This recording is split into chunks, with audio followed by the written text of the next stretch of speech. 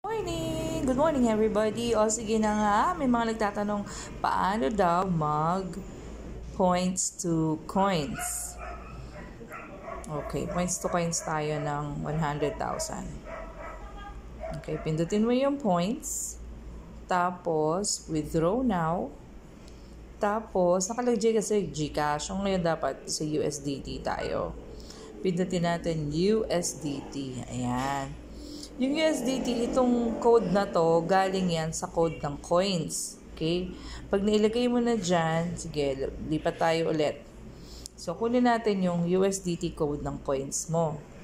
Oh, there it is. So, details.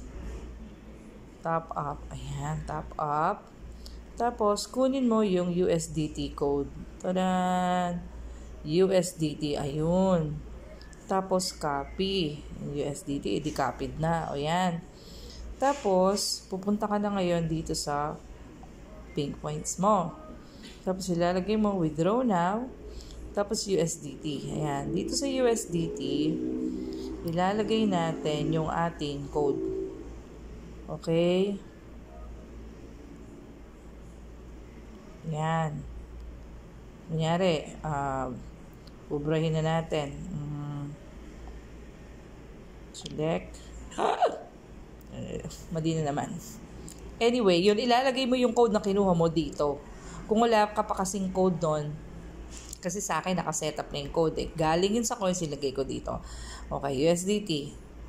Okay, USDT. Ayan na, pinili ko. Tapos $10. Submit. Confirm. Withdrawal of $10. Exchange. O yan na.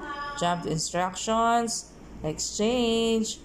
Okay, lagay ko. Hindi ko ipapakita ito. Okay, syempre dapat yung code mo ipakita. O, ayan. So, nakuha na niya. Tingnan mo kanina yung 39, naging 29 na lang. Okay? O yung, yun na. Ganun lang ang simpleng pagkuha ng USDT points to coins. Thank you!